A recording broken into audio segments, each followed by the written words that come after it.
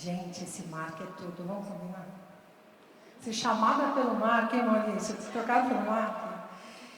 A gente fez isso porque ainda tem poucas pessoas que sabem que o Mark é o primeiro robô marcas próprias do mundo e que, como diz ele está à disposição dos nossos associados 365 dias por ano, 24 horas por dia, né? Então, nós quisemos fazer essa introdução, começando, né, com o Mark. O Mark vai aparecer em vários momentos, né, Quintarelli? Para mostrar tudo que a gente consegue fazer hoje com inteligência artificial. Aliás, vocês devem ter percebido que nós temos inteligência artificial espalhada pelo evento todo. Nós queremos apresentar para vocês e mostrar para vocês o quanto a Abimapro não prega, também pratica. Então, sejam muito bem-vindos. Eu acho que praticamente todos vocês estavam ontem, com pouquíssimas exceções. Nós fizemos uma abertura ontem, que foi muito, muito, muito interessante, com a participação do nosso secretário de Desenvolvimento do Governo do Estado de São Paulo, se colocou à disposição do nosso setor. Teremos investimentos para as indústrias. Apresentamos para o secretário um documento que foi criado dentro da Abimapro, com a ajuda, inclusive, do nosso jurídico, Mário,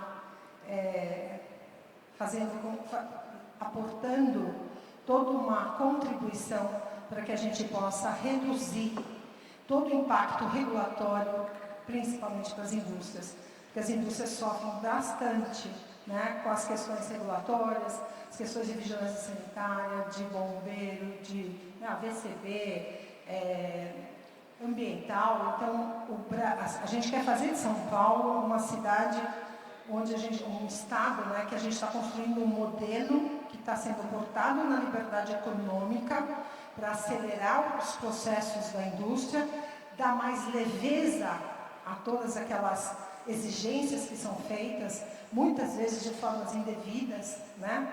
Então, eu até contava para o secretário que é impossível, né, você ter Taboão da Serra com uma regra sanitária e Embu das Artes com outra regra sanitária. Isso não existe, né? Isso é uma insegurança jurídica e nós trabalhamos muito debruçados em cima disso. Lançamos ontem, e preciso falar agora, né, Gi, a nossa qualificação de fornecedores, inclusive vai ter um selo que pode ser colocado no produto, a empresa pode usar. Nós trabalhamos também 1 ano e meio debruçados em cima desse checklist, em cima dessa proposta de qualificação de fornecedor. Eu tenho alguns fornecedores que eu brinco com eles e digo, nossa, vocês recebem mais visita aqui de auditoria do que jardim zoológico, né?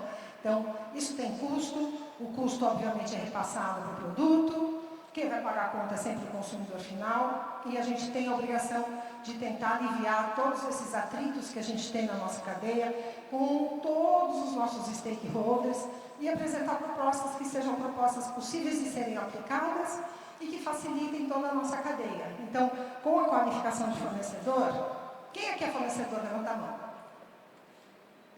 Vocês gostaram, fala a verdade.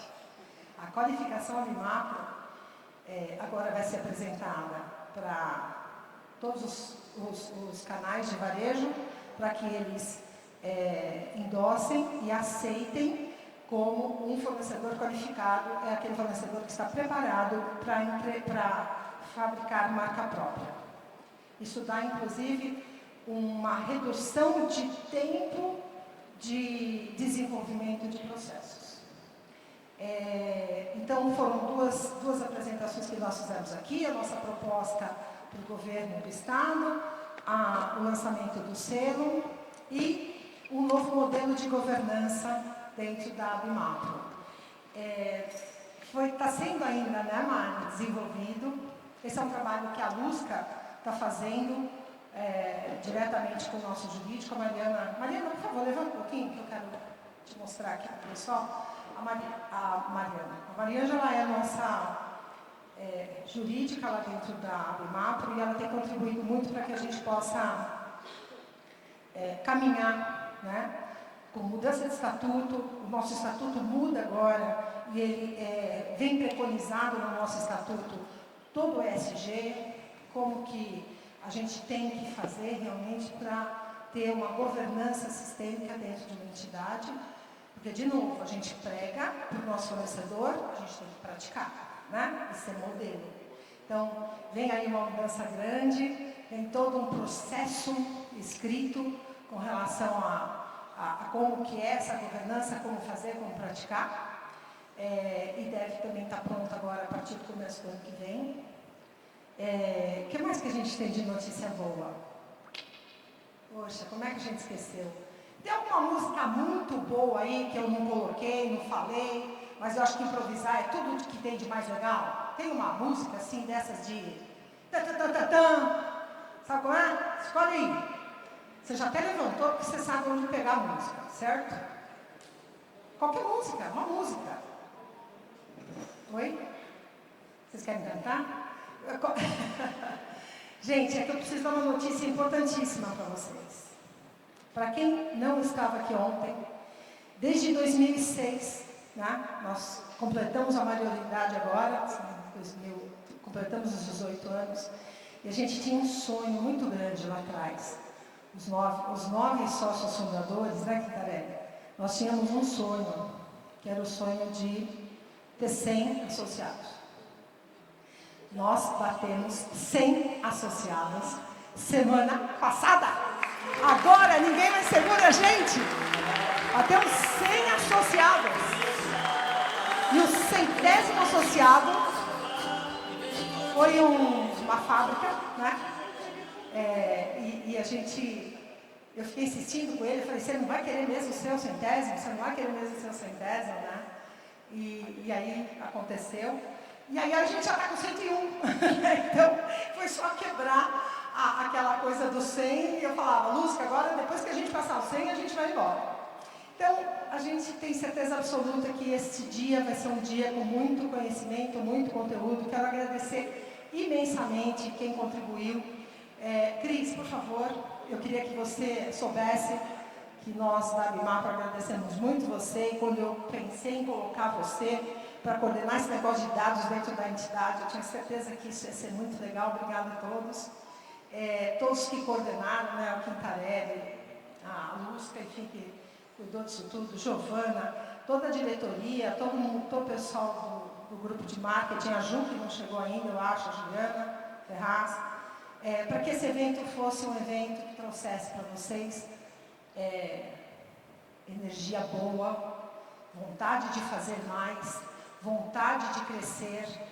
Começamos com dados para que vocês entendam como é que a gente pode melhorar ainda muito.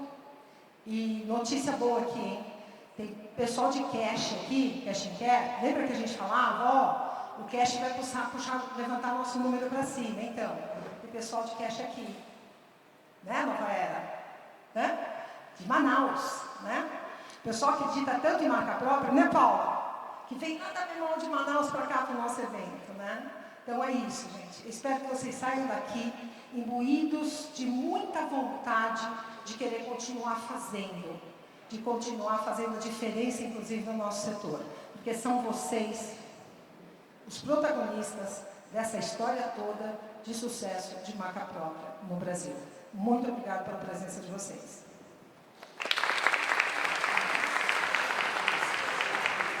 Bom dia, Neide. Bom dia a todos vocês. Sejam todos muito bem-vindos. Eu já fiz o meu protesto com a Neide agora há pouco, porque eu fui trocado pelo Marcos. Mas assim, a gente fica velho e a gente é colocado de lado e vem o IA aí.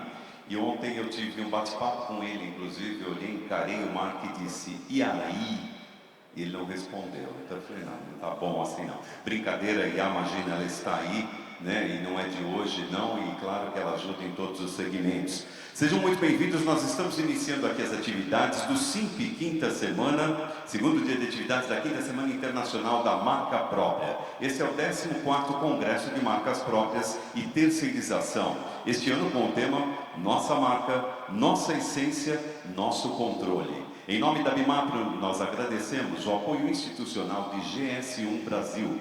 Agradecemos aos patrocinadores que estão aqui nos trazendo o melhor aqui para nos apresentar. Patrocinador Master, Biprópolis, Sun Pharma, 55 Log, Eurofral, Tocari, Timbro, J. Reis Corporation, Dry Look, DVP e Enlau. Visite os expositores, eles estão aqui fora aguardando vocês, aguardando a sua visita, trazendo aí novidades e novidades que estão à disposição de vocês aqui nesse nosso encontro. Nós iniciamos com a Pílula de Sabedoria, o poder dos dados para inspirar e orientar. E para compor este momento, nós convidamos criadora do método EPA e mediadora deste painel, Cristine Pereira. Seja muito bem-vinda.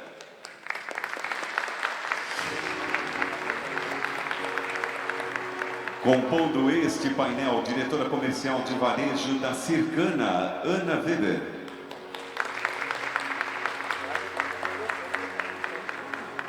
E também a executiva na Scantec, Juliana Carnicelli. Sejam todos muito bem-vindos. A palavra então fica com a nossa mediadora, Cristine Pereira.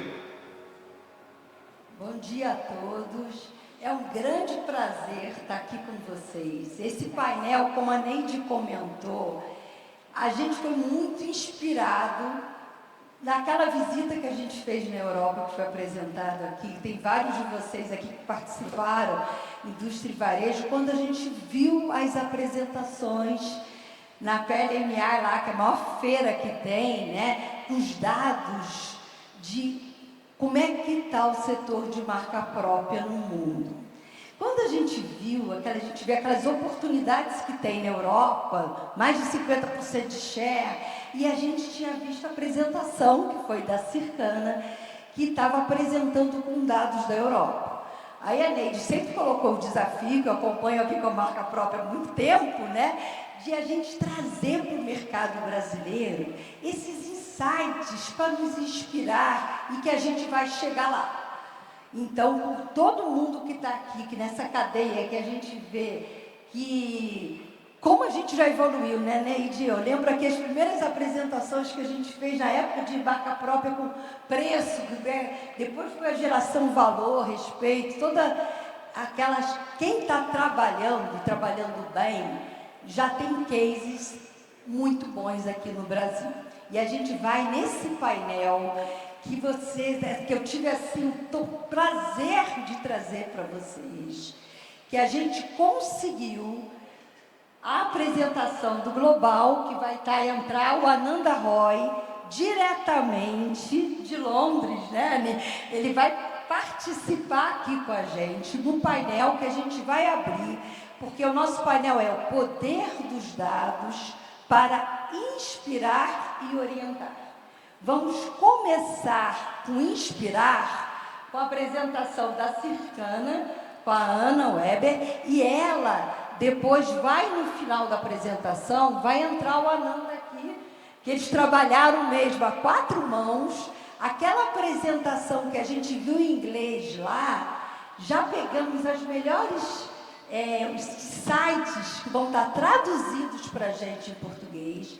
Aninha vai colocar e vai trazer com exemplos do que a gente já tem aqui, de casos muito legais no Brasil.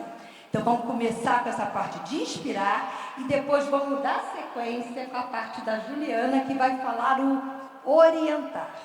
E depois a gente vai interagir com vocês e com o Mark.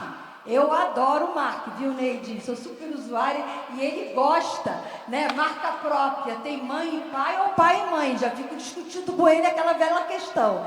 Quem é o pai e quem é a mãe? Indústria e varejo. E são os dois juntos com esses papéis de fazer acontecer. Então, vamos começar então com a Aninha, fazendo a apresentação de o poder dos dados para inspirar. Olá, tudo bom, pessoal? Bom dia. Meu nome é Ana Weber, sou diretora de varejo na Circana. E eu estou aqui também com o Daniel Morimoto, né, para quem quiser conversar com ele depois, ele é nosso vice-presidente na América Latina.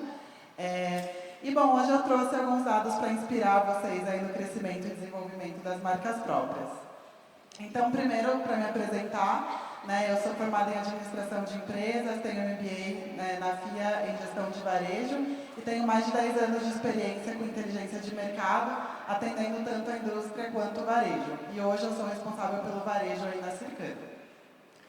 Mas quem é Circana, né? Para quem não conhece, a Circana é uma empresa global de data tech, a gente está aí em 23 países, e nos 23 países que a gente está, eles representam 75% do PIB global. A gente tem diversos projetos entre medição de mercado, estudo do consumidor, entre outros, e a gente mede aí 26 indústrias, né? Então tem aqui todas a parte das indústrias que a gente mede, e com isso a gente mede aí mais de 2.000 categorias. No Brasil, especificamente, a gente tem hoje painel de beleza, brinquedos e no ano que vem a gente vai abrir também puericultura. Bom, então o que eu vou trazer hoje para vocês? Né? Eu vou trazer 3 pontos principais. Um deles é o contexto do varejo alimentar na Europa. E esses dados são exatamente o que o Ananda apresentou lá em maio no evento, né, que a Cris mencionou. O Ananda é nosso líder global de insights para varejo. E ele justamente vai entrar aqui no final, caso alguém queira fazer alguma pergunta para ele também vai falar um pouquinho com a gente. Depois eu vou trazer aí o contexto de dados de beleza no Brasil, né? E por que é legal falar de beleza? Porque das 26 indústrias que eu falei que a gente mede, beleza é a que mais cresce no mundo, né? Na Europa, nos Estados Unidos e aqui no Brasil também. Então é bem bacana a gente ver o que está acontecendo nesse mercado para a gente se inspirar. E para fechar, vou trazer oportunidades de crescimento também com alguns insights aí que o Ananda trouxe em maio e com dados que ele trouxe, tá bom?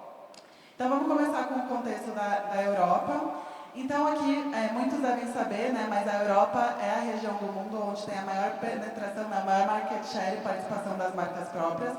39% do faturamento na Europa vem de marcas próprias, então é uma região onde as marcas próprias são muito importantes.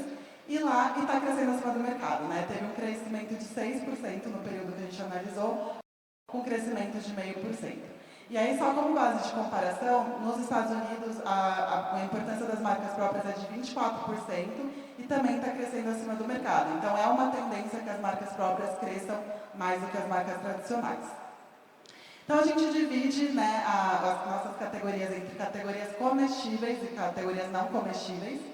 Entre as categorias comestíveis, o market share é maior, né, é de 41%, enquanto para as categorias não comestíveis é uma market share menor aí de 30%. E o que puxa para baixo justamente é cuidado pessoal, que só tem, né, uma participação bem importante, mas é a menor aí, 15% de participação na categoria de cuidados pessoais. Quando a gente olha em unidades, a participação ela aumenta ainda mais, né? Ela vai aí para 47% das vendas em unidades na Europa são feitas por marcas próprias, quase metade do mercado, né? E isso acontece justamente porque as marcas próprias elas têm um preço médio menor que o mercado, né? Então por isso que vai puxar mais unidades. E aí quando a gente olha para categorias que têm o preço médio mais baixo, né, se comparado com as marcas tradicionais, vai ser aí comida para bebê, comida para pet e também os próprios produtos de cuidado pessoal. Mas é muito simplista a gente falar, né, que as marcas próprias crescem mais porque elas têm um preço menor. Claro que isso ajuda, né, no momento que a gente está aí com pressão na inflação, mas existem outras estratégias que as marcas estão fazendo aí para crescimento. Então a primeira, né, justamente é foco na estratégia, na gestão do mix, na gestão principalmente aí da curva A, né, você trabalhar melhor os produtos que mais vendem, foco no consumidor. Então, muitos dos varejos, né, têm justamente dados do consumidor com os dados de fidelidade. Então, realmente entender quem é seu consumidor, o que ele compra, por que ele compra, onde compra. Então, realmente usar os dados para atender melhor o consumidor. Inovação e diferenciação. A gente tem visto aí também nas indústrias que a gente mede, nos últimos 2 anos, que cada vez menos a indústria tem feito lançamentos, né? Tem diminuído muito a quantidade de lançamentos. Mas isso é muito importante para a geração de crescimento, principalmente em unidades, né? E justamente as marcas próprias têm apostado nisso, considerando o que realmente o consumidor quer. E para fechar, orientado por dados. É muito importante ter os dados, dar um bom segmento, né? Fazer um forecast na demanda, para evitar a ruptura na loja, análise de preço, promoção do consumidor e justamente a gestão do mix, como eu já comentei. E, bom, para fechar, para onde vai as marcas próprias? Está crescendo, mas vai continuar crescendo? Então, a gente trouxe aqui um histórico desde 2020 da participação das marcas próprias.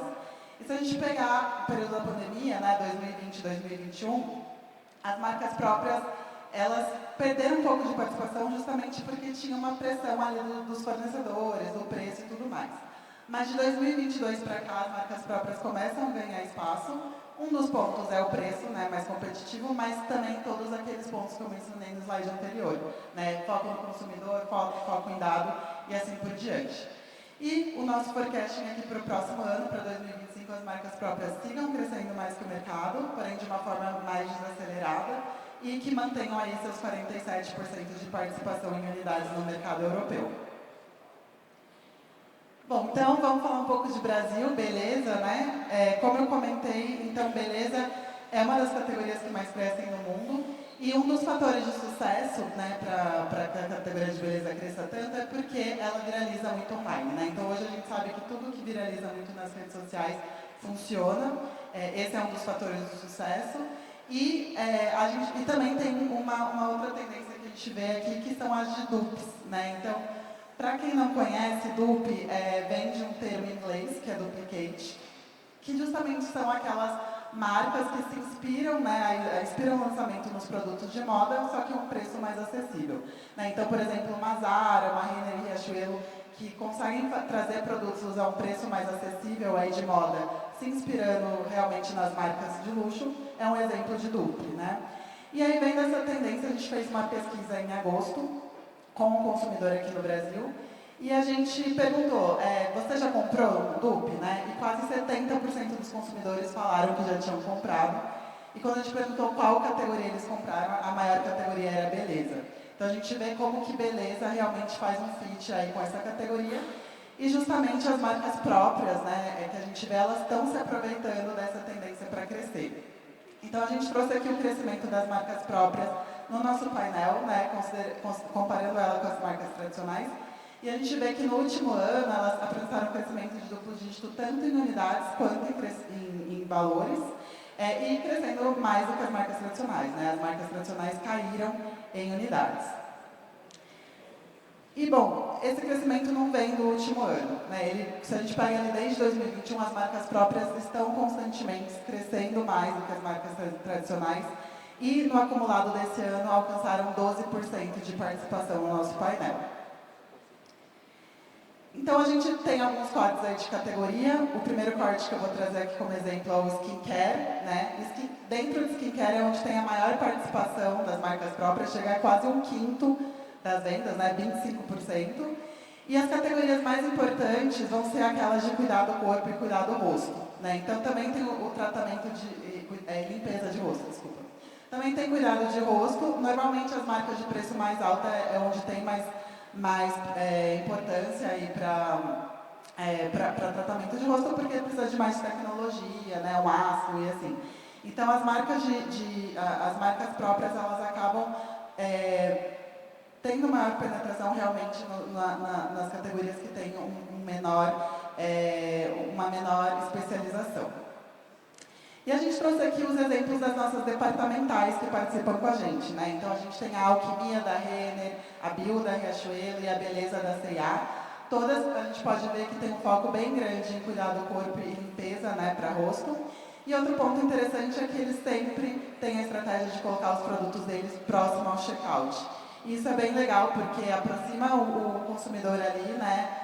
E pode apoiar o consumidor a conhecer a marca, ter uma maior proximidade da marca e também aumentar o ticket médio aí na hora da compra. Bom, aí a outra categoria é maquiagem, né? Maquiagem já tem uma importância de 12%, que está bem em linha aí com o total do mercado. E também as categorias mais importantes para as marcas próprias vão ser as que têm a menor especialização ou um preço médio mais baixo, como delineadores de olhos e delineadores de lábios.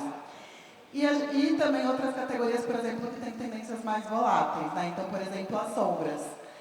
Por exemplo, se uma sombra verde viraliza agora, né, você não vai pagar R$400 numa paleta para comprar aquela sombra que está na moda. Então, é aí que as marcas próprias elas podem atender um pouco mais com essas tendências mais passageiras. E aqui, como exemplo, eu trouxe a Sephora Collection, né? É um exemplo que eu gosto muito. A Sephora é um dos varejistas que colaboram com a gente aí no nosso painel. E a Sephora é uma das marcas mais valiosas do mundo, né? Então, segundo a Interbrand, é a 9ª marca mais valiosa e ela vem crescendo. E por quê? Porque além de ser da categoria de beleza que mais cresce, é também uma marca que viraliza nas redes sociais, viraliza com as gerações mais jovens também. E outra coisa que traz muita importância para a marca é a marca própria deles, né? Que é a Sephora Collection. Então, eles aí têm esse slogan, né, de produto de alta qualidade a um preço acessível. Eles colocam isso lá no TikTok deles, no Instagram.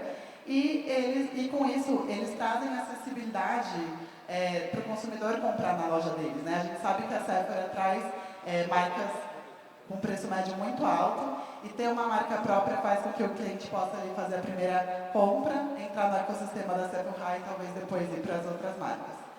E, bom, eles também viralizam muito com dupes, né? Então, a gente até colocou aqui um exemplo de uma base deles que o pessoal estava comparando com a base da Dior, no TikTok.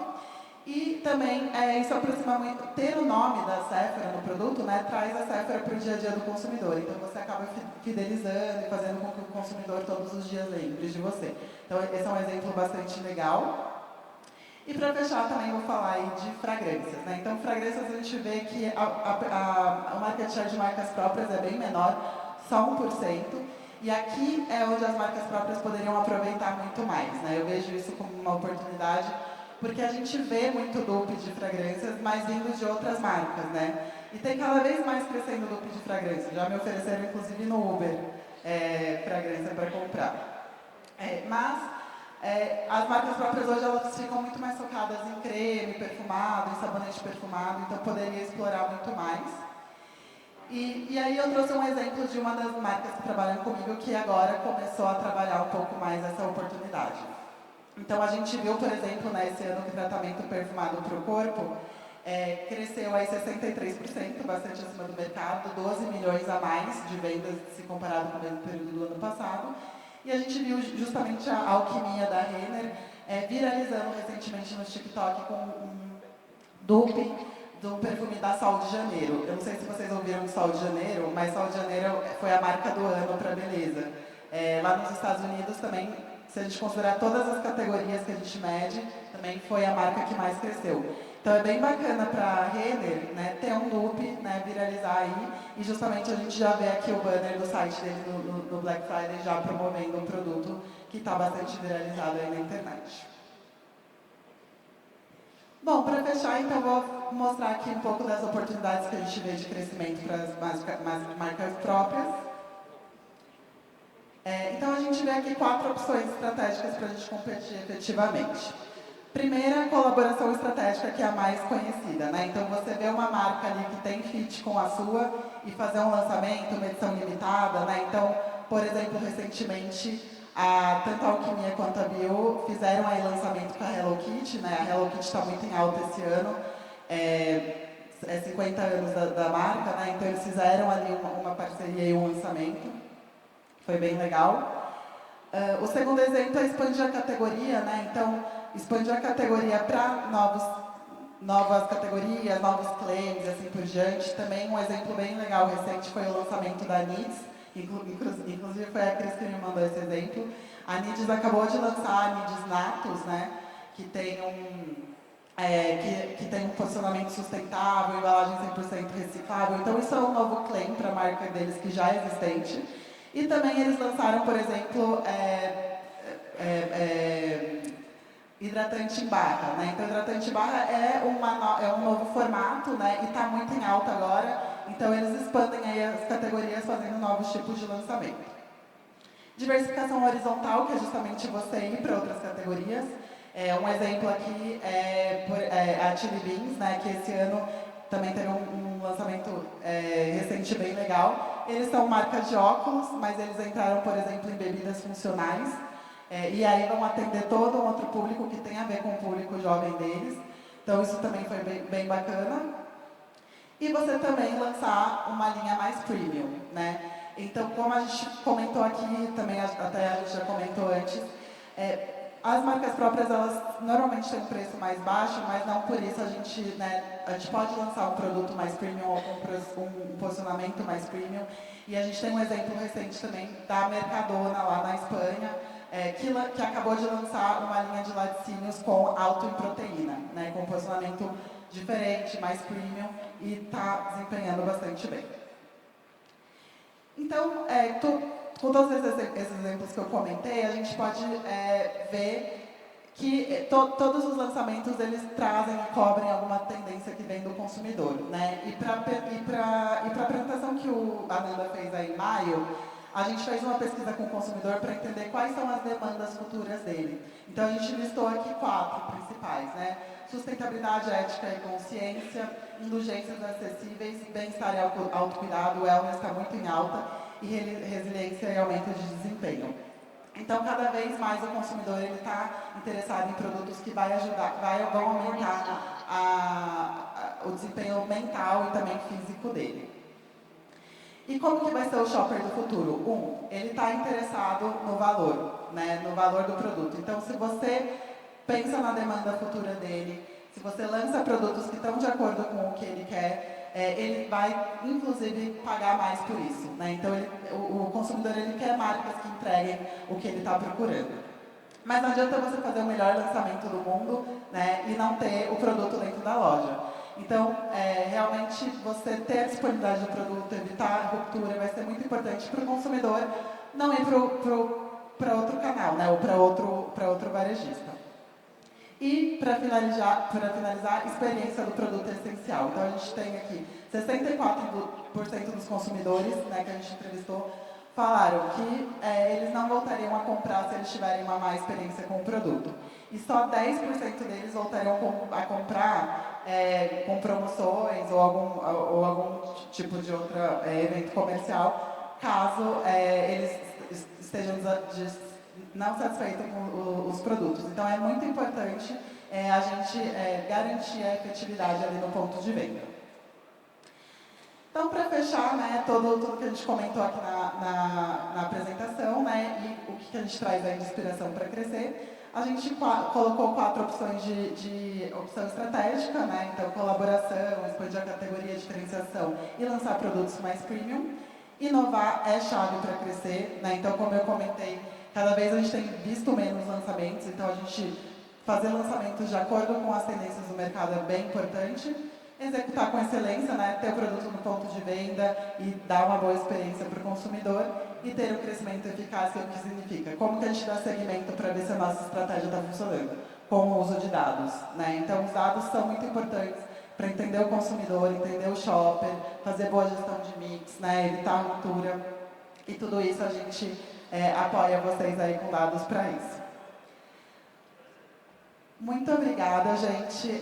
Agora a gente tem aí mais 6 minutinhos, estou vendo aqui, e a gente vai conectar o Ananda para quem quiser fazer pergunta para ele, né? Também pode fazer pergunta para mim.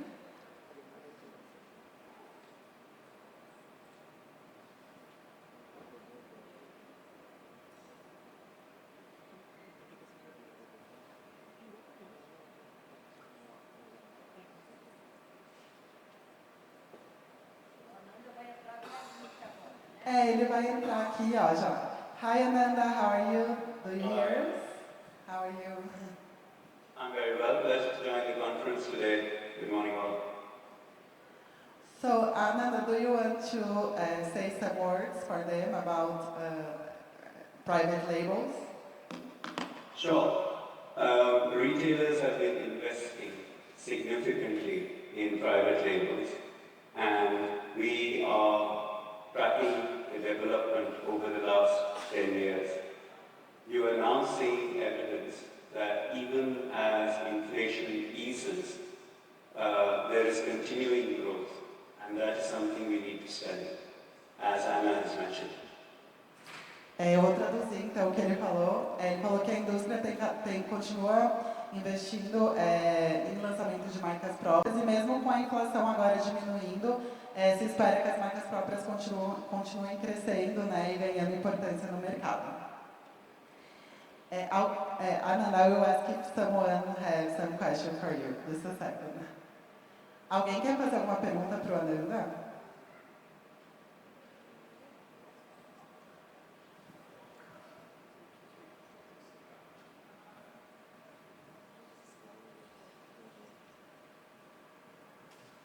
Pode ser pergunta para mim também, tá bom, gente?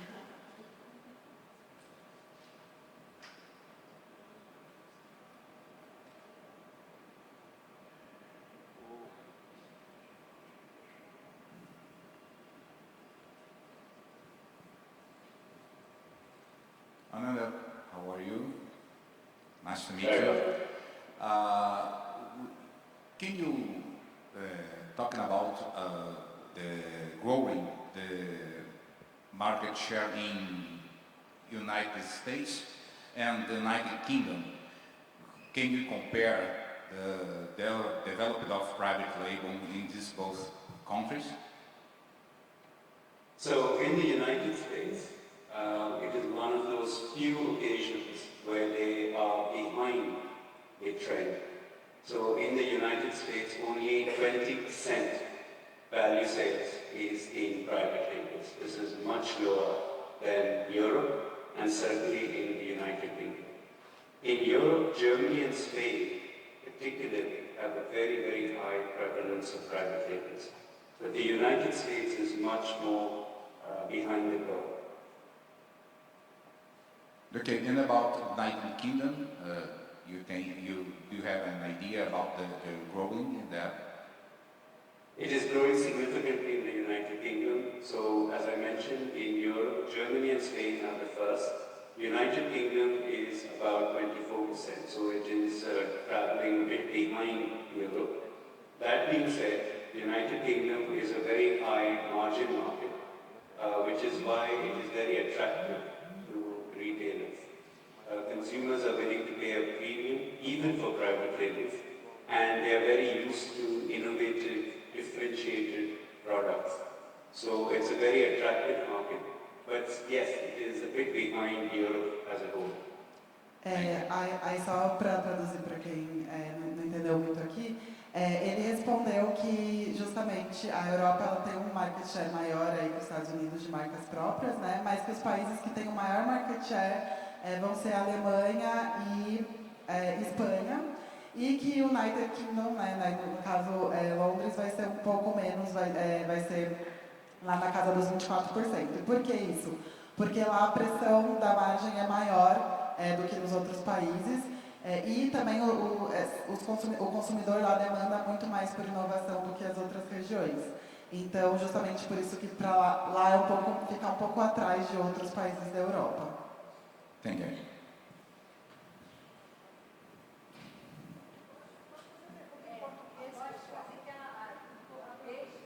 E pode fazer em português para a Nanda, que eu ajudo a traduzir também, se quiser.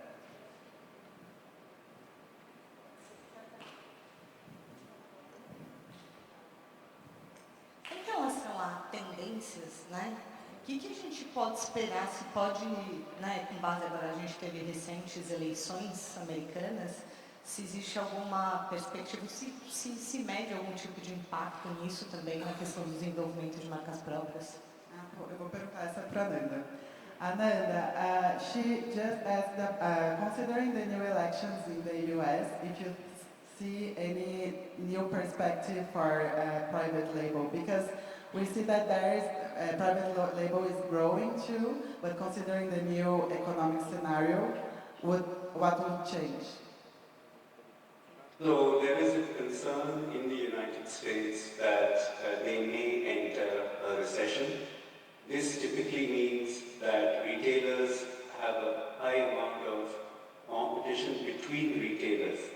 Now, one big misunderstanding about private labels is that retailers are targeting brands. So the competition is between private labels and brands. That's not always true. In fact, retailers are wanting to compete with other retailers, and therefore their private labels are in many cases competing with other private labels. So we can expect in the next year that the competition amongst retailers will become more intense. Private labels will grow, but they may not necessarily grow at the same rate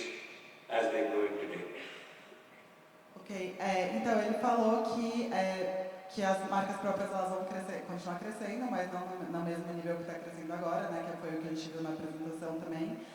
E que também, na verdade, os varejistas eles estão competindo mais entre eles do que marca própria versus marcas tradicionais. Então, vai continuar tendo, inclusive, competição de marcas próprias com marcas próprias, mas que ele vê que vai continuar crescendo, apesar de não ser um crescimento tão rápido quanto a gente viu esse ano. Eu tenho duas perguntas. Uma delas é com relação aos dois países que mais crescem na Europa serão, né, já é uma tendência. Eu tive agora no Web Summit lá em Milano, da PLA. Espanha está crescendo muito e a Alemanha cresce até por ter lá os grandes varejistas alemães, Lidl e Aldi, então ela vem crescendo. Mas a Inglaterra sempre foi o maior mercado de marcas próprias do mundo, né, em percentual de consumo. Nós fazemos imersões para a Europa. Para o ano que vem nós pensamos em ir para a Inglaterra. Fazer, obviamente, a Holanda e a Inglaterra. Ele aconselha que a gente dê uma paradinha na Espanha. Então essa é a primeira pergunta. Faz essa pergunta. Tá.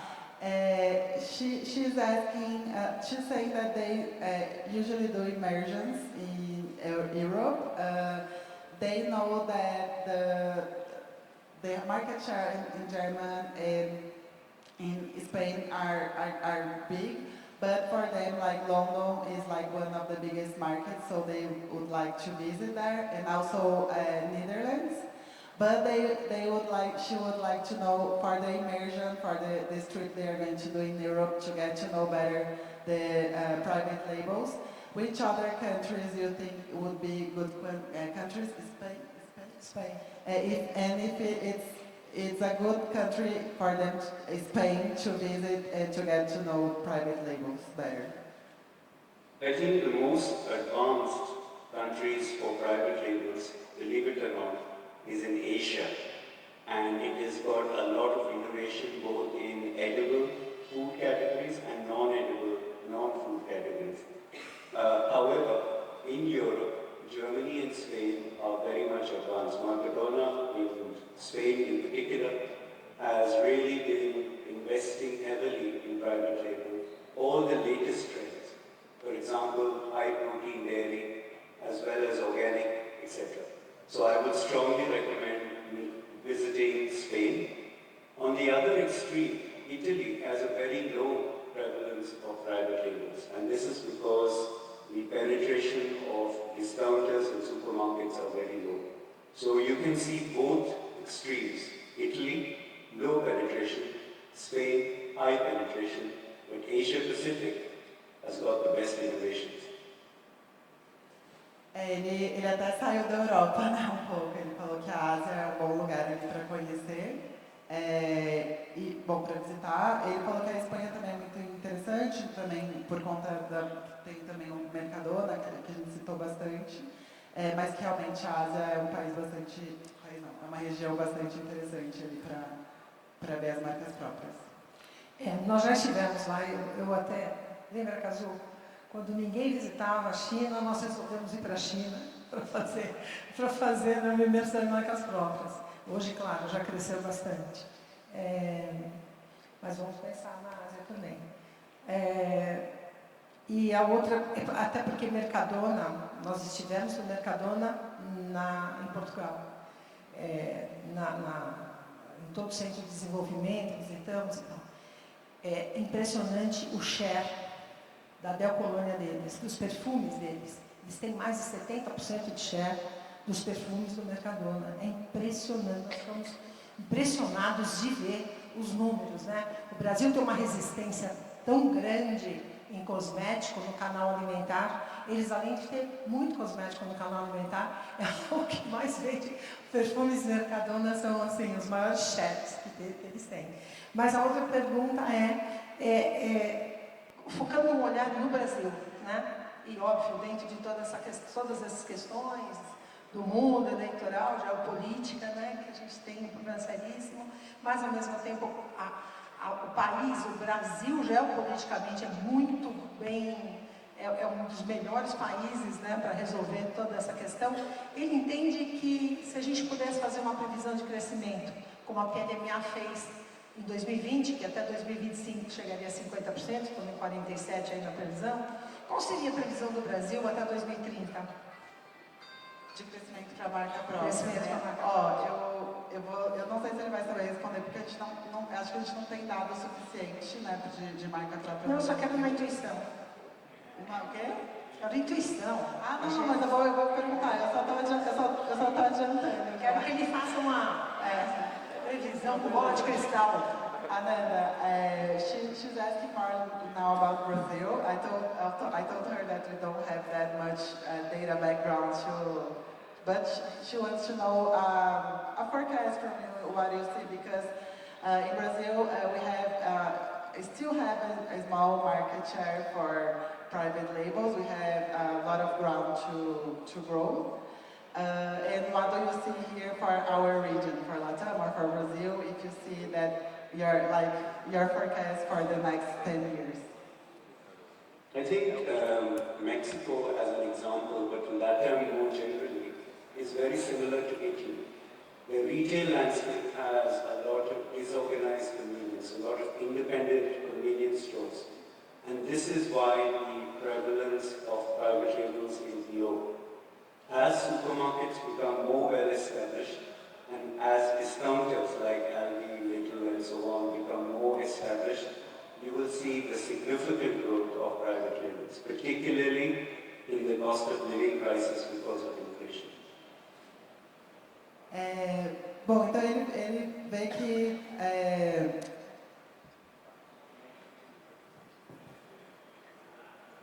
que a primeira parte eu não tenho, entendeu?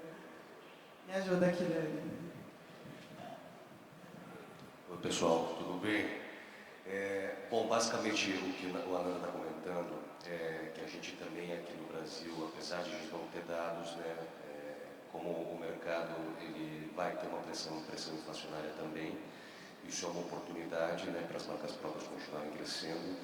O tema um pouco da América Latina, ele compara um pouco com o cenário do varejo na Itália, ele é muito fragmentado, né, as redes, claro que hoje em dia a gente tem redes mais consolidadas nacionais, mas ele continua muito fragmentado, o que faz com que a fortaleza dessas marcas não seja tão grande quando você tem redes que cobrem o país inteiro, né, e conseguem fortalecer essas marcas em todas as regiões. Então, à medida que também o varejo, né, tenha uma força maior nacional, essas marcas também vão ter um maior potencial. Obrigada. Obrigada, gente.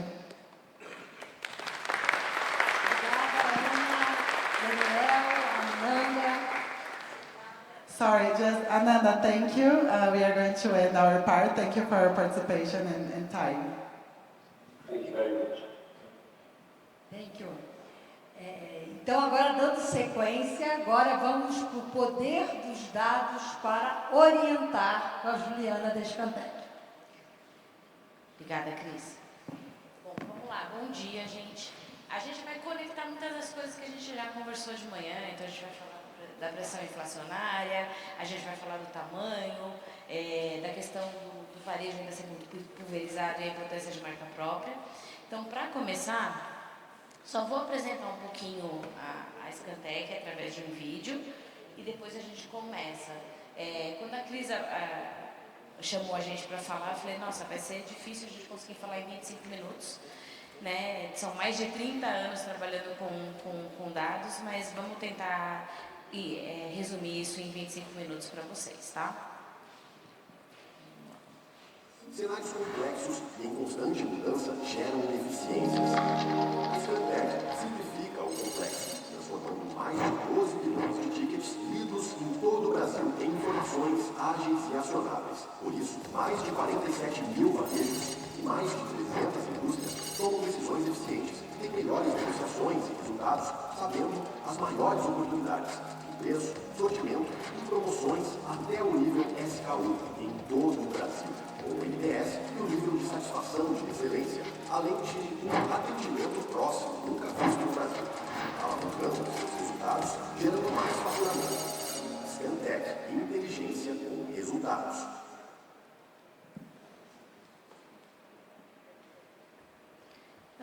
vamos lá, falando um pouquinho, a gente vai começar falando do varejo alimentar, tá? Então, eu sei que a maioria do público aqui tem muita ligação com farma. A SCAN começou no varejo alimentar, a gente está começando a ampliação do farma. Então, hoje o conteúdo ainda é muito do alimentar, mas a gente pode fazer alguns paralelos. E a gente vai falar um pouco do mercado e depois a gente vai falar das melhores práticas desse modelo colaborativo. Quando varejo e indústria trabalham juntos, pensando no melhor resultado para o consumidor, quais são os resultados que a gente tem? Então, a gente vai trazer alguns exemplos reais aqui de resultados de trabalho colaborativo. Falando dessa base de dados, hoje a gente tem uma base de dados nível ticket, que é a segunda maior do mundo, a gente só está atrás da base do Walmart, né? Só que quando a gente compara o peso dessa base, né, o faturamento que a gente lê nessa base nível ticket, dentro do Brasil a gente representa 7% do PIB, e quando a gente fala do Walmart nos Estados Unidos é menos do que 2% do PIB. Então a gente realmente está vendo uma massa de dados muito grande, e uma das coisas que a gente foi discutindo ao longo dessa apresentação, como é que a gente vê marca própria nesse contexto. Então, lembrando aqui que a gente está vendo um universo de dados muito grande e a gente vai fazendo um recorte. Vocês vão ver que o número de marca própria vai ser pequenininho no canal alimentar, mas como é que a gente vai fazendo esse recorte, afunilando para entender realmente a performance. E aí, essa leitura da cobertura do canal, né? Então, o que representa essa segunda maior base de dados nível ticket do mundo? Quando a gente olha versus o ranking Abras, que é a referência que a gente tem hoje do mercado alimentar dentro do país, a gente tem uma leitura hoje na SCAN de mais de 700 bilhões de reais, tá, anualmente. E no último ranking Abras, considerando tanto que eles incorporam de varejo alimentar via Nielsen, quanto uma leitura que eles adicionaram no Sebrae, a gente está falando aí que o que a SCAN hoje lê nível ticket representa mais de 75% da leitura do canal alimentar. Então, esse canal vem se desenvolvendo muito grande e a quantidade que hoje que a gente tem de dados desse canal, num nível granular, num nível de detalhe muito grande, é muito maior do que a gente tinha há muitos anos atrás. Então, isso muda a forma como a gente trabalha com dados, e falando muito dessa questão do orientar, como que a gente hoje senta e conversa sobre a informação que a gente tem e atua sobre ela de uma forma diferente. Então, há 10 anos atrás, é o que eu falei, eu trabalho com isso há 30 anos.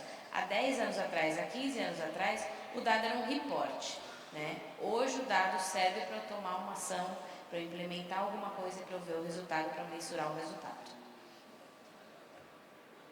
Então, começando a falar um pouquinho de como está esse mercado e um pouco dessa pressão inflacionária que a gente imagina que possa repercutir e como que isso pode impactar as marcas próprias e o mercado como um todo. Então, primeiro falando como que o mercado vem crescendo. Hoje a gente está falando que o mercado de varejo alimentar, tanto peso fixo como peso variável, ou seja, tudo que passa no checkout de um supermercado, está crescendo em torno de 6% em faturamento versus janeiro a setembro do ano passado. Então, esse ano versus o ano passado no acumulado de janeiro a setembro. E como que esses 6% se dividem? Então, a gente está falando basicamente de 1/4, né, desse crescimento vindo de consumo, venda em unidade, ou seja, mais produtos realmente comprados, e 3/4 aí vindo de aumento de preço.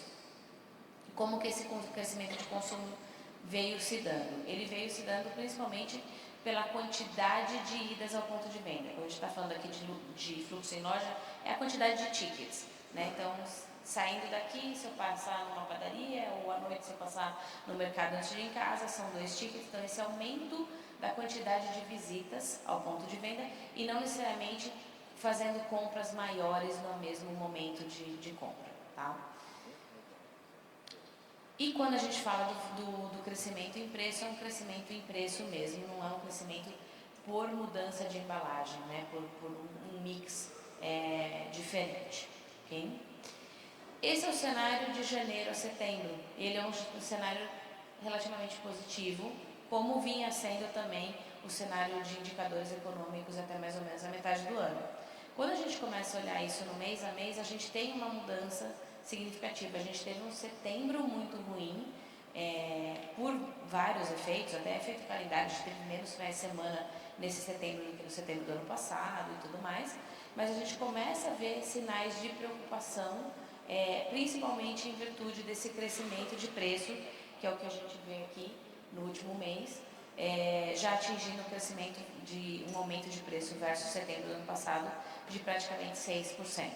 Então, quando a gente fala do crescimento de faturamento do último mês, a gente já está falando em torno de 2%, versus o que a gente vinha vindo de 6%. Isso se reflete tanto na questão do preço, quanto na questão da venda em unidade. Então, a gente já tem uma retração da venda em unidade no mês de setembro, que foi o que aconteceu com muita intensidade no período do pico de pandemia de 21 e 22. Então, as categorias cresciam, o faturamento, porque aumentava o preço, mas o consumo reduziu, e é o que a gente viu aqui no mês de setembro. Tá? A gente já deve ter resultados de outubro na semana que vem, imaginamos que talvez outubro tenha um resultado um pouco mais positivo, até por efeitos calendário. Então, o que a gente tem era um cenário no começo do ano muito positivo, né? Então, tanto o crescimento de consumo quanto o aumento de preço bastante saudável na composição do crescimento de faturamento.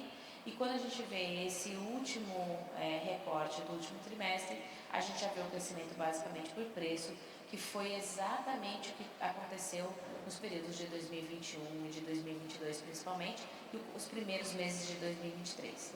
Então, isso coloca uma pressão na decisão de compra do consumidor muito grande, porque ele começa a voltar a fazer conta, a fazer escolhas, e eu consigo levar isso, não consigo levar aquilo.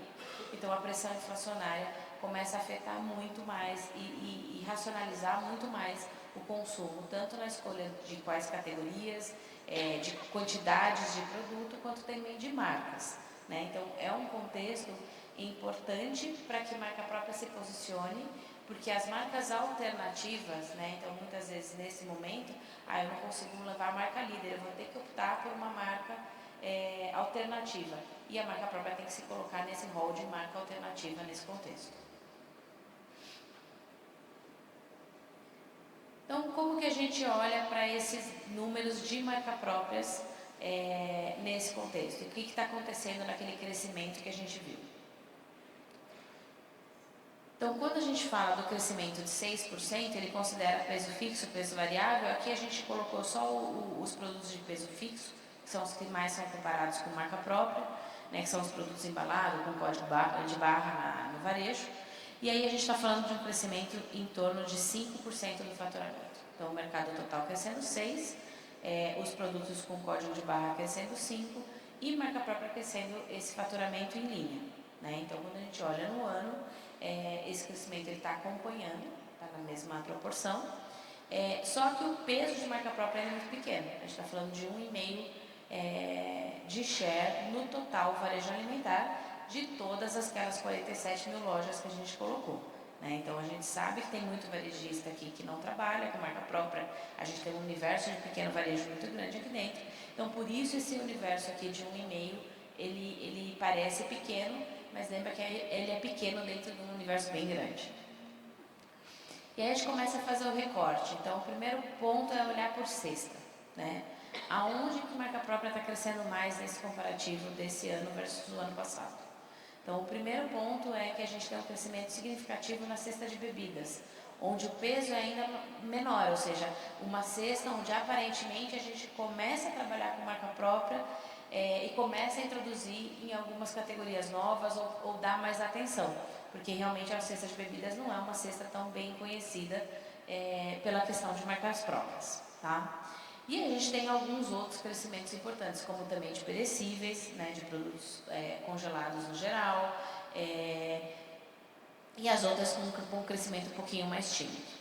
Então, quando a gente estava fazendo essa análise, eu falei, tá bom, a gente vê um destaque para a cesta de bebidas, mas ainda é tudo, parece muito pequenininho. Como é que a gente consegue olhar e entender realmente quem está conseguindo fazer uma execução de marca própria exitosa? E a gente foi puxar dentre as 50 categorias que mais têm representatividade de marca própria, como que estão os crescimentos. E a gente trouxe aqui todas as categorias que tiveram um crescimento de duplo dígito, dentre aquelas que marca própria pesa mais do que aquele 1,5% em média, que a gente viu. E aí a gente percebe que a gente tem categorias aqui de todas as cestas, de todos os tipos de comportamento. Então a gente não está mais falando só de bebidas, a gente tem pão de queijo, que a gente comentou, dentro de perecíveis, mas a gente tem padaria sazonal, que é basicamente panetone e colomba pascal, a gente tem limpadores dentro da cesta de limpeza, então a gente tem uma gama aí de categorias que começam a ter um destaque, onde a gente está falando de crescimento de duplo dígito, e aqui no quadro de baixo a gente consegue ver essa comparação versus o mercado. Então, dessas 11 categorias que a gente teve crescimento de duplo dígito de marca própria, só uma delas, que foi o caso arroz, marca própria cresceu levemente abaixo do que cresceu a categoria. Então, em todos os outros casos, a marca própria está impulsionando o crescimento da categoria. Então, a gente vê, sim, que tem exemplos positivos que a gente consegue desenvolver e fazer com que a marca própria contribua para o crescimento. Tá?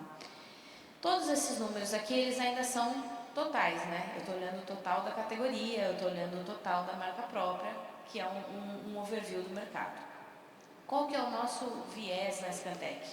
É olhar esses números de forma mais granular, então chamar para uma mesa mesmo o varejo e a indústria, falar, vamos olhar na sua loja o que está acontecendo, no seu SKU o que está acontecendo, e fazer planos de ação. Então a gente vai trazer aqui dois exemplos, né, de como esse processo gera resultado. Então, antes de entrar especificamente nos dois cases, vamos falar um pouquinho sobre exatamente esse orientar. Então, a gente trouxe alguns exemplos aqui do processo e qual que são os impactos de quando esse modelo colaborativo é aplicado, né? Sempre trabalhando em conjunto entre varejo e indústria. Então, a primeira coisa que a gente tem é que o que a Scan faz? Ela toma a informação, né? O varejo compartilha a informação com a gente de forma eletrônica e o varejo escolhe, né? Ele resolve o que ele faz com essa informação. Então, o primeiro ponto é que as redes que usam a Scantec crescem quase 9 pontos a mais do que as redes que não colaboram com a Scantec, porque a gente devolve essa informação em forma de inteligência. Então, muitas vezes a gente recebe um dado e devolve inteligência para a rede através já de recomendações de como trabalhar o sortimento, de como trabalhar o preço, né, de quais são os SKUs que estão performando no mercado que você não tem na sua loja. Então, todo esse trabalho de inteligência sobre o dado resulta nesse primeiro comparativo que, quando uma rede colabora com a Scan, ela tem uma performance em média 9 pontos melhor do que uma rede que não está conectada. E uma das pontos que é importante com as redes é o varejo, primeiro ele compartilha a informação com a Scan e ele escolhe se ele quer ou não compartilhar com a indústria e com quais indústrias, né? Então a gente tem a informação dentro da Scan, mas a indústria só vai ver se o varejo autorizar aquela indústria a ver os itens dela na loja dele. E aí a outra métrica que a gente tem é que redes que compartilham com mais do que 30 indústrias versus redes que compartilham com menos do que 30 indústrias. Então, quanto mais o varejo compartilha, mais ele cresce também. Ou seja, quanto mais ele trabalha de forma colaborativa com a indústria, melhor vai ser o resultado dele. Tá?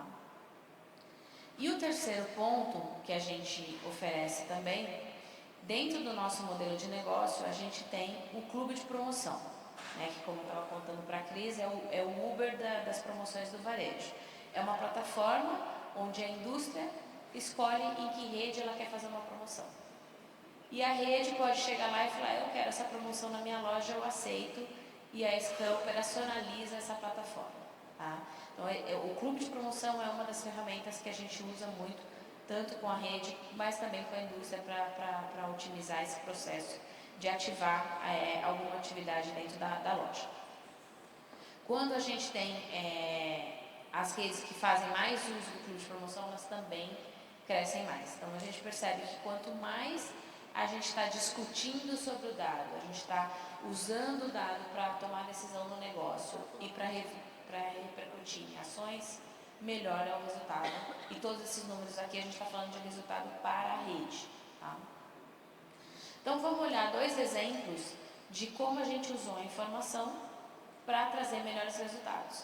Nenhum dos dois são de marca própria, porque os exemplos de marca própria, normalmente a gente precisa da autorização da rede para compartilhar, Mas marca própria é como qualquer outra marca. Então a gente vai ver exemplos aqui que poderiam ter sido de uma marca própria e como que o processo se dá e qual é o efeito que a gente tem. Então, eu já falei um pouquinho do clube de promoções, é basicamente um Uber de promoção no varejo. Então a gente teve um primeiro caso aqui, é que como a gente usa o clube de promoção para testar dinâmicas, né? Então esse é um caso real da categoria de maionese, onde a indústria e o varejo queriam testar duas dinâmicas diferentes de promoção. Então o principal objetivo aqui era aumentar a quantidade comprada no ticket. Então se hoje eu levo um potinho de maionese, o objetivo era que eu levasse 2. Então, o que foi testado foram duas dinâmicas. Uma no desconto na unidade e outra no desconto na segunda unidade. Então, aquela famosa promoção 50% de desconto na segunda unidade. Né? E o outro era um desconto de preço mesmo no produto direto. E o que a gente entendeu, e a gente já fez isso com maionese e com outras categorias, é que, às vezes, o desembolso de levar 2 não te aumenta tanto e, às vezes, o parar para fazer a conta também o consumidor não entende. Então, a primeira dinâmica, que era dar 50% de desconto na segunda unidade, teve 7% de penetração, ou seja, só 7% de incidência daí da promoção dentre os tickets. Quando a gente olhou a segunda dinâmica, que era dar 15% de desconto na primeira unidade, essa penetração já aumentou 62%. E quando a gente olha para a questão do aumento de quantidades no ticket, a gente vê que também o objetivo de levar uma segunda unidade foi melhor repercutido na segunda dinâmica. Então, esse é o tipo de análise, né? Aqui não é uma lista de todos os tipos de análise que a gente pode fazer, mas alguns tipos de análise a gente pode usar a informação para fazer testes AB. Né? Então, vou testar numa loja, vou ver se funciona, vou testar uma dinâmica promocional, vou testar um produto, vou testar, né? Então, essa questão de usar a informação para testar e ajustar e depois readequar. Então, isso é uma coisa que a gente reforça muito e é um dos pontos muito importantes dessa dinâmica de orientar o processo de uso de dados. E o outro case que eu queria trazer para vocês, e aí depois eu deixo aberto mais para perguntas, esse não é de promoção, esse é de trabalho colaborativo mesmo. Então, a indústria e o varejo olhando o mesmo dado, era um varejo do sul, tá, alimentar, e a indústria de limpeza, a categoria de esponja, e eles estavam vendo que a categoria não vinha performando tão bem naquela rede. Né? Então, tanto a indústria falando, a gente não está conseguindo vender o que a gente imaginava, a rede também não, e eles descobriram, não tem fotinhos aqui, mas o case tem fotinhos, a gente vai fazer rota com a indústria, tira foto da loja, a exposição não estava legal aqui, a gente tinha um problema de modular mesmo, dentro da categoria na loja, que não estava impulsionando a venda. Então, a decisão aqui em conjunto entre indústria e varejo foi: vamos fazer essa mudança de modular. Foi aplicada essa mudança de modular em 19 lojas da rede e foram mantidas 5 lojas para efeito de controle, para ver o quanto essa mudança de modular estava repercutindo. E aí a gente viu mesmo que quando a gente mudou o modular, o crescimento passou a ser de duplo dígito, tanto para a indústria na categoria como para a rede como um todo, né? E aquelas lojas que a ação não foi feita continuaram com tendência de crescimento, de queda da categoria. Tá? Então, é um pouco do exemplo de como a gente pode usar o dado, de como a gente pode trazer isso para um dia a dia mais tangível de quem está operando tanto dentro do varejo quanto dentro da indústria, o dia a dia da venda do consumidor. Tá? Então, fechando aqui com os principais pontos, acho que o principal ponto, todos os outros eu já comentei, mas acho que o principal ponto é quando a gente tem acesso a essa informação, que hoje a gente tem muito mais, né? É muito maior o acesso. A gente tem inteligência artificial, Big Data, que permitem que a gente use essa informação de uma forma mais assertiva. Quando a gente tem isso e tem um modelo colaborativo de sentar os dois para conversar, para tentar atender melhor a necessidade do consumidor, não existe casos na Scantec onde a gente aplicou o modelo colaborativo, olhou o consumidor como foco, que não tenha surtido um efeito positivo, que não tenha mudado o impacto na rede. E a gente trouxe impactos mais tímidos. A gente tem uma reunião que a gente faz todas as quintas, que deve estar acontecendo inclusive agora, onde a gente chama as indústrias para mostrar como elas estão usando a informação da Scan e quais são os impactos.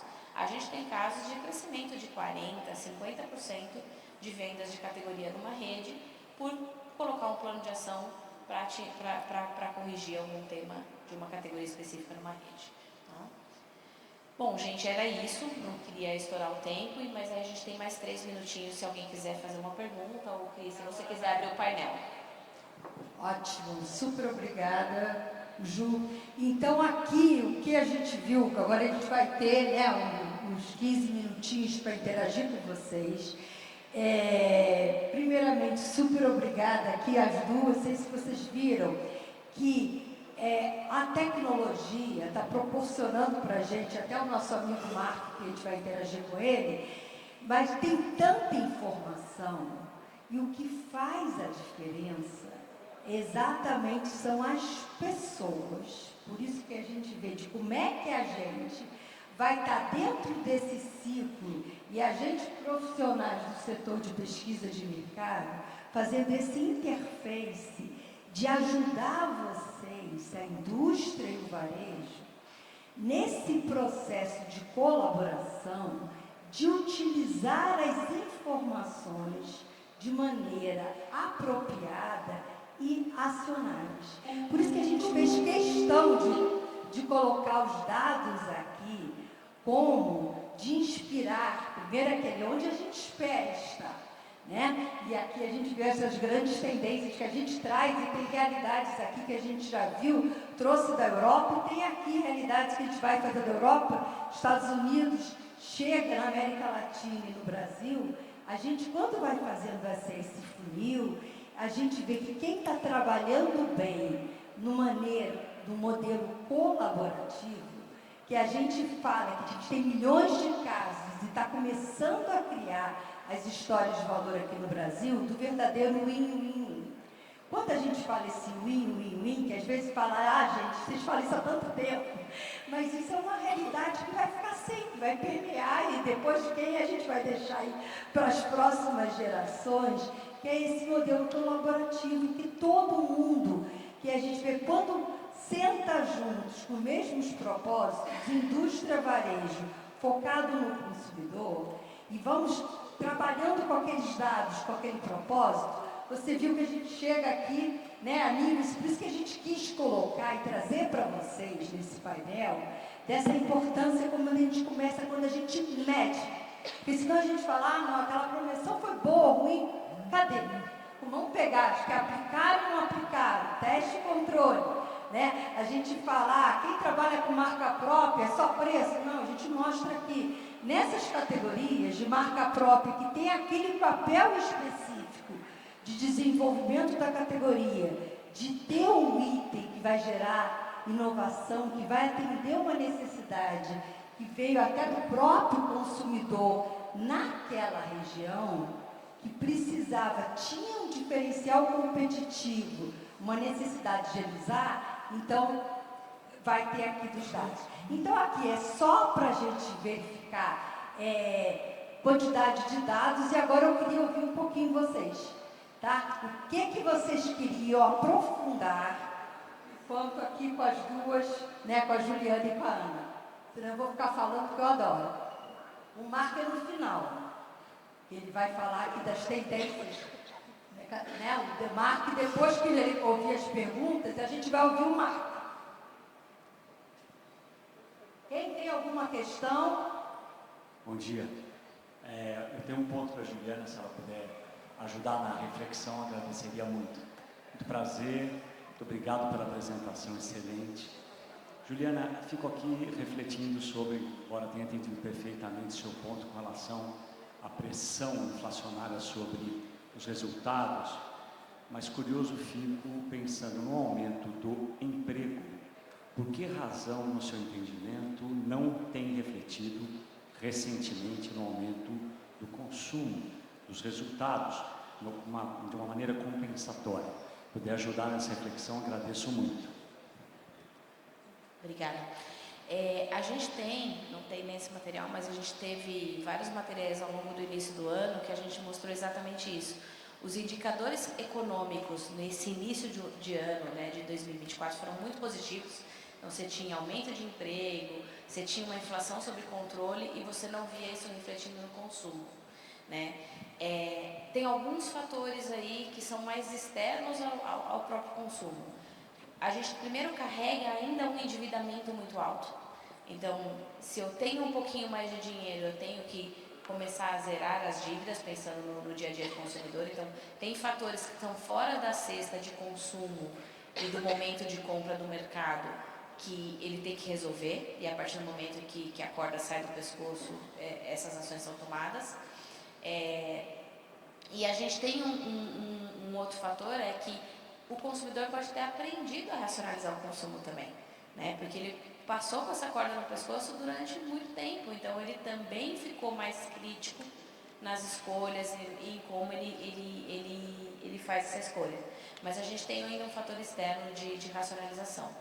E o outro ponto é, apesar da gente ter tido inflação sob controle e agora a gente tem um aumento de preço, né, muito maior, se você faz uma análise a longo prazo, a cesta, o carrinho de compra versus 2, 3 anos atrás, comparativo com um aumento real de poder de compra do consumidor, ele ainda não está equiparado. Então, por mais que esteja mais controlado, o crescimento de preço ele foi tão grande no período de pico de pandemia que mudou o patamar da cesta de compra. Então, isso também vai fazer com que demore um pouco mais para que esse consumo volte a crescer nos patamares que a gente esperaria ou que seriam os pré-pandêmicos.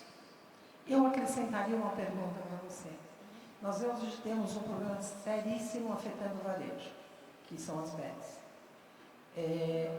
Inclusive, quanto ao BIMAPRO, nós participamos da construção de um documento que foi enviado via o vice-presidente Geraldo Alckmin para que a gente tome providência, porque o dinheiro está saindo do consumo e indo para jogos, né?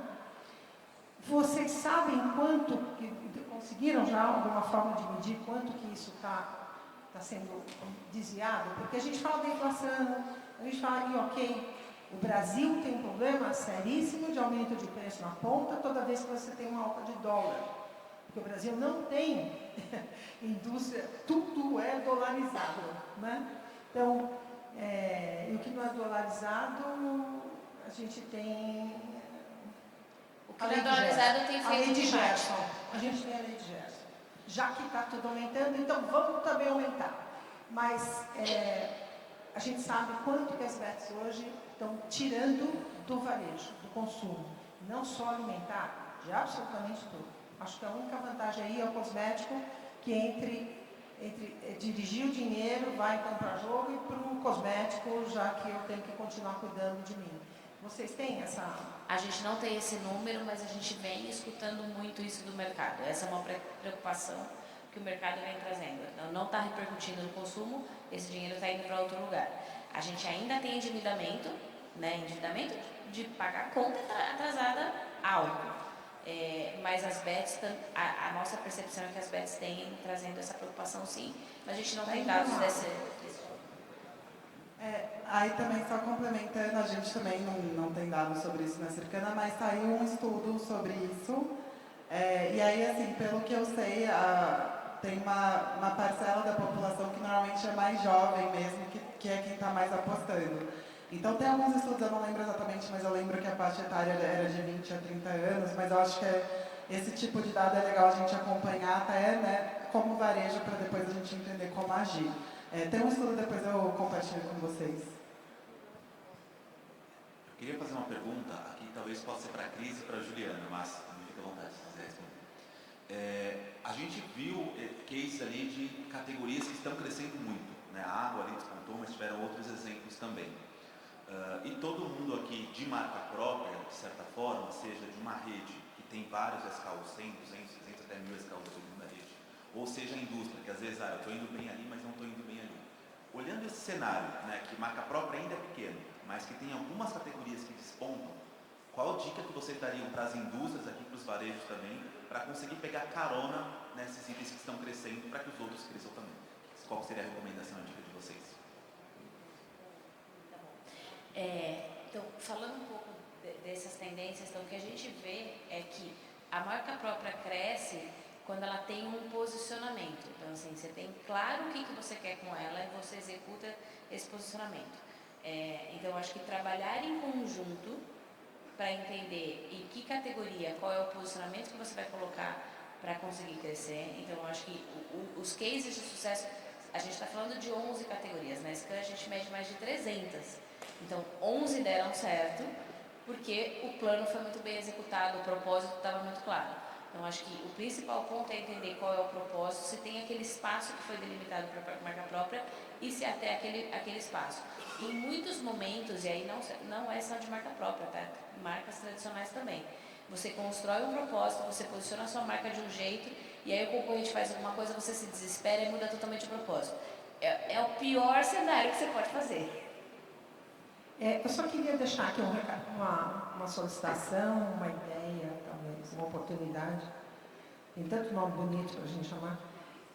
Para a marca própria no Brasil, até em função do Brasil ter essa extensão que tem, e a facilidade de ter pet garagem, fábricas clandestinas, o caminhãozinho que vende na rua, enfim, todas essas características que o Brasil tem fazem com que a gente não dê muita atenção para a questão do percentual, porque aquilo, a gente tem um volume de varejo pulverizado muito grande, que é impossível, inclusive, de ter marca própria.